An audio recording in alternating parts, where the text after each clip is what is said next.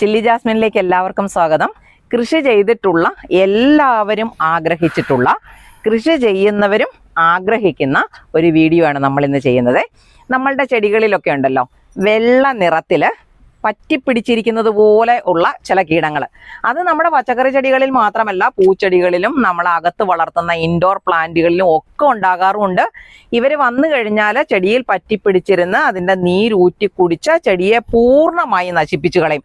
കണ്ടാൽ തീരെ പാവത്താനെ പോലെ പമ്മിയിരിക്കും. അവൻ്റെ പേരാണേ മീലിമൂട്ട. അവനെ മീലിമൂട്ട അല്ലെങ്കിൽ മീലി ബഗ് എന്നൊക്കെ പറയാനുള്ള കാരണം എന്ന് പറഞ്ഞാൽ, മൂട്ടയെന്ന് പറയുന്നൊരു സാധനമില്ലേ, ആ മൂട്ടയെ പോലെ, അല്ലെങ്കിൽ ഏറ്റവും എല്ലാവർക്കും മനസ്സിലാകുന്ന ഒരു കാര്യം എന്ന് പറയുന്നത് തലയിലൊക്കെ ഉണ്ടാകുന്ന പേനില്ലേ, അതിനെ പോലെ ഇരിക്കും. കുറച്ചും കൂടെ വലിപ്പമുണ്ട്, നല്ല വെളുത്ത നിറത്തിലുള്ളതാണെന്ന് മാത്രമേ ഉള്ളൂ. ഏറ്റവും നന്നായിട്ട് പറഞ്ഞു കഴിഞ്ഞാൽ അവന്മാരുടെ വലിപ്പം എന്ന് പറയുന്നത് നമ്മൾ കുഴിയാനയില്ലേ, ആ കുഴിയാനയുടെ വലിപ്പമാണ് ശരിക്കും പറഞ്ഞാൽ അവർക്കുള്ളത്. ഇത് നല്ല വെള്ള നിറത്തിലാണ്, കാലൊക്കെ അതുപോലെ തന്നെയാണ്. അവരൊരു പശ കൊണ്ടാണ് ചെടിയിലോട്ട് പറ്റിപ്പിടിച്ചിരിക്കുന്നത്. അങ്ങനെ ഇരുന്നാണ് അവർ ആ നീരൂറ്റി കുടിക്കുന്നത്. 1ഉം 2ഉം ഒക്കെ ഇരിക്കുമ്പോഴാണ് നമുക്ക് അവരുടെ ഷേപ്പും ഓരോരുത്തരെയും കൃത്യമായിട്ട് കാണാനും മനസ്സിലാക്കാനും ഒക്കെ പറ്റും. കണ്ടമാനമായി കഴിഞ്ഞാലുണ്ടല്ലോ ഇതിൽ കമ്പയിലൊക്കെ ഇങ്ങനെ ചേർന്ന് വെളുത്ത് കട്ടി പിടിച്ചിരിക്കും. അത് കണ്ടാൽ നമുക്ക് എപ്പോഴും പെട്ടെന്ന് തോന്നിക്കുന്നതെന്ന് പറയുന്നത്, നമ്മൾ ഈ ക്രിസ്മസ് സമയത്തൊക്കെ ചെടികളിലും അല്ലെങ്കിൽ കമ്പുകൾ, നമ്മൾ ക്രിസ്മസ് ട്രീ ഒക്കെ ഉണ്ടാക്കുമ്പം അതിലൊക്കെ ഐസ് പിടിച്ചിരിക്കുന്നത് പോലെ കാണാനായിട്ട് നമ്മളൊരു സാധനം, ഒരു പഞ്ഞി പോലെയൊക്കെ ഉള്ളൊരു സാധനം പശ വെച്ചിട്ട് നമ്മൾ കമ്പയിലോട്ട് ഒട്ടിച്ചു വെക്കുക ചെയ്യുന്നത്. അതേപോലെ അതൊക്കെ ഏറ്റവും കൂടുതലായിട്ട് ഞാനൊക്കെ ഇവിടെ കാണുന്നതെന്ന് പറയുന്നത്, ഞങ്ങളുടെ കോട്ടയത്തൊക്കെയുള്ള ജോസ്കോയിലുണ്ടല്ലോ, ക്രിസ്മസ് വരുമ്പം ക്രിസ്മസ് ട്രീ ഉണ്ടാക്കും. അപ്പോൾ ഐസ് ഇരിക്കുന്നത് പോലെ വരുത്താനായിട്ട് അവർ ചെയ്യുന്നൊരു സംഗതിയുണ്ട്. അതേപോലെ പറ്റിപ്പിടിച്ചിരിക്കും ഇവരും കൂടുതലായിട്ട് ഉണ്ടായിക്കഴിഞ്ഞാൽ. പാവത്താനെ പോലെ ഇരിക്കുമെങ്കിലും ഇവന്മാർ ചെടി പൂർണ്ണമായും നശിപ്പിക്കുന്നവരാണേ. ഈ തക്കാളി ചെടി കണ്ടോ, ഇതേലൊക്കെ ദേ കണ്ടോ, ഒരെണ്ണം മാത്രം ഇത് അടുത്തെടുത്തേ. അപ്പം അതിൻ്റെ ഷേപ്പ് കൃത്യമായിട്ട് ഇട്ടത് ഒരെണ്ണം ഇരിക്കുന്നതുകൊണ്ട് ഇതേക്കൂടെ ഉറുമ്പ് ഓടി നടക്കുന്നത് കണ്ടോ. ഈ ഉറുമ്പുകളാണ് ശരിക്കും പറഞ്ഞാൽ ഒരു ചെടിയിൽ നിന്നും മറ്റൊരു ചെടിയിലേക്ക് ഈ മീലിമൂട്ടയുടെ ശല്യം വ്യാപിപ്പിക്കുന്ന പ്രധാന ആള്. അതിൻ്റെ കാരണം എന്ന് പറയുന്നത്, ഈ മീലിമൂട്ട നമ്മുടെ ചെടിയിൽ നിന്നും ചെടിയുടെ വളർച്ചയ്ക്ക് ആവശ്യമായ നീരിനെ ഊറ്റി കുടിച്ചിട്ട് അവരുണ്ടാക്കുന്ന ദ്രാവകത്തിനകത്ത് ചെറിയ മധുരം തോന്നിക്കും. അതിനുവേണ്ടിയാണ് ഈ ഉറുമ്പുകൾ വരുന്നത്. ഉറുമ്പുകൾ ഇവിടെ വന്നിട്ട് വേറൊരു ചെടിയിലേക്ക് പോകുമ്പം ഉറുമ്പിൻ്റെ ശരീരത്തിൽ കൂടെ ഇവർ മറ്റേ ചെടിയിലും എത്തിച്ചേരും. അങ്ങനെ ഒരു തോട്ടം മുഴുവനെ നശിപ്പിക്കാൻ പറ്റുന്നവരാണ് ഇത്തരത്തിലുള്ള സാധനം. ഇതിപ്പോൾ കണ്ടോ, ഇത് കൂടുതലാകുമ്പം കണ്ടോ ഇങ്ങനെ അങ്ങോട്ട് ചേർന്ന് വരും. ദേ കണ്ടോ, ഇങ്ങനെ ഇരിക്കും. ഇവരെ നമുക്ക് നശിപ്പിക്കാനുള്ള ഒരു സാധനം, ഒരു ജൈവ കീടനാശിനി ഉണ്ടാക്കുന്നതിനെ കുറിച്ചാണ് ഞാൻ ഇന്ന് പറയുന്നത്. അത് ഏതൊരാൾക്കും ഉണ്ടാക്കിയെടുക്കാൻ സാധിക്കും. ചെലവ് കുറവെന്നല്ല, ചെലവ് തീരെ ഇല്ല എന്ന് തന്നെ നമുക്ക് പറയാം. എല്ലാവർക്കും ഉണ്ടാക്കാനും സാധിക്കുന്നതാണ്. നമ്മുടെ വീട്ടിലുള്ള എല്ലാ വീടുകളിലും കാണുന്ന ഒരു സാധനം ഉപയോഗിച്ചാണ്. അപ്പോൾ ഇത് ആർക്കും ഉണ്ടാക്കി നോക്കാൻ പറ്റത്തില്ല, അല്ലെ ബുദ്ധിമുട്ടാണേ എന്ന് പറയേണ്ട കാര്യമില്ല. എല്ലാവർക്കും ചെയ്തു നോക്കാം. എല്ലാവരുടെയും പച്ചക്കറി ചെടികളെയും പൂച്ചെടികളെയും ഈ മീലിമൂട്ടയുടെ ശല്യത്തിൽ നിന്ന് നമുക്ക് രക്ഷിച്ചെടുക്കാനും സാധിക്കും. ഞാൻ ഈ ചെടിയിലോട്ട് നമ്മൾ ഉണ്ടാക്കിയിരിക്കുന്ന ജൈവ കീടനാശിനി ഒന്ന് സ്പ്രേ ചെയ്ത് കൊടുക്കുവാണേ. കണ്ടോ, അവിടെ ഇവിടെയൊക്കെ പറ്റിപ്പിടിച്ചിരിപ്പുണ്ട്.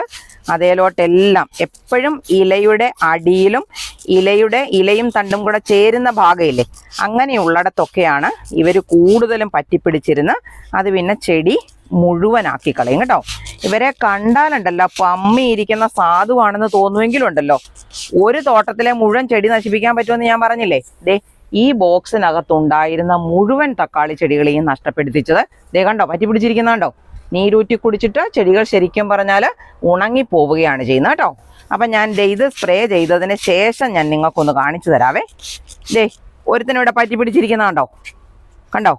നമ്മൾ സ്പ്രേ ചെയ്തതിന് ശേഷമാണെങ്കിൽ കണ്ടോ ഇങ്ങോട്ട് വിട്ടുപോരും. ഇതിപ്പം നമ്മൾ വെള്ളം ഇതിൻ്റെ മുകളിൽ കൂടെ ഒഴിക്കുമ്പം അതങ്ങ് വിട്ടുപോകും. അതുപോലെ ഇവിടെ ഒക്കെ ഇരിക്കുന്നുണ്ട്. ഇതെല്ലാം തന്നെ കൊച്ചായിട്ടിരിക്കുന്നതിനെയൊക്കെ നമുക്ക് ഇതേപോലെ നശിപ്പിച്ചെടുക്കാൻ പറ്റും കേട്ടോ. കണ്ടോ, ഈ കൂടിച്ചേർന്ന് ഞാൻ പറഞ്ഞില്ലേ മഞ്ഞ് പറ്റിപ്പിടിച്ചിരിക്കുന്നത് പോലെ ഇരിക്കുമെന്ന്, അതെല്ലാം ഒഴുകിപ്പോവും. പക്ഷെ ഒരു കാര്യമുണ്ടേ, ഇതിങ്ങനെ പോയെന്ന് പറഞ്ഞാൽ ചിലപ്പോൾ ഇത് നിലത്തെവിടെയെങ്കിലുമൊക്കെ വീണ് കിടക്കും. അതല്ലെങ്കിൽ ഇലയുടെ അടിയിലൊക്കെ നമ്മൾ കാണാത്തടത്തൊക്കെ ഒരെണ്ണ ഇരുന്നാൽ മതി, വീണ്ടും പെരുകി വരും. അപ്പം നമ്മൾ ചെയ്യേണ്ടത് എന്നാന്ന് പറഞ്ഞാൽ ഒരു ദിവസം നമ്മളിത് സ്പ്രേ ചെയ്ത് കഴിഞ്ഞ് ഒരു 3 ദിവസം കഴിയുമ്പം വീണ്ടും സ്പ്രേ ചെയ്ത് കൊടുക്കണം. അങ്ങനെ ഒരു 2-3 പ്രാവശ്യം ചെയ്യുമ്പം ഈ ചെടിയേലെ അല്ലെങ്കിൽ ഏത് ചെടിയേലാണോ കൂടുതലായിട്ട് നമ്മൾ ചെയ്തുകൊണ്ടിരുന്നത് അത് പൂർണ്ണമായും ഇല്ലാതാകും.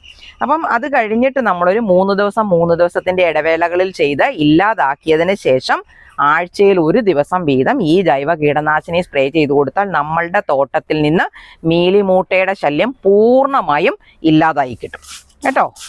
ഇപ്പം ഇവിടെ പറ്റിപ്പിടിച്ചിരിക്കുന്ന പോലൊക്കെ നമുക്ക് തോന്നും, അത് തന്നെത്താനെ കുറച്ചൊക്കെ ഇളകി പോവും. അവിടെ ഇവിടെ ഇരുന്നതൊക്കെ വീണ്ടും വ്യാപിക്കാതിരിക്കാൻ നമ്മൾ 2-3 ദിവസം കഴിയുമ്പോൾ വീണ്ടും ഇതേപോലെ ചെയ്തു കൊടുക്കുക.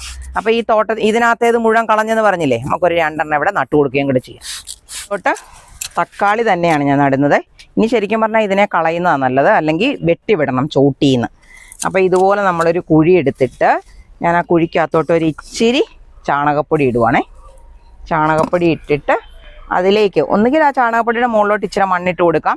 എപ്പോഴും നമ്മുടെ ചെടികളിലുണ്ടല്ലോ ഈ മീലിമൂട്ടയുടെ ശല്യം വന്നു തുടങ്ങുന്നതെന്ന് പറയുന്നത് നമ്മൾ എന്തെങ്കിലുമൊക്കെ പുതിയ ചെടികൾ നഴ്സറിയിൽ നിന്നൊക്കെ നമ്മൾ വാങ്ങിക്കുകയല്ലേ, അങ്ങനെ വരുന്ന ചെടികളിലൊക്കെ ഒരെണ്ണം പറ്റി പിടിച്ചിരുന്നാൽ മതി, നമ്മുടെ തോട്ടത്തിൽ പൂർണ്ണമായും വരും.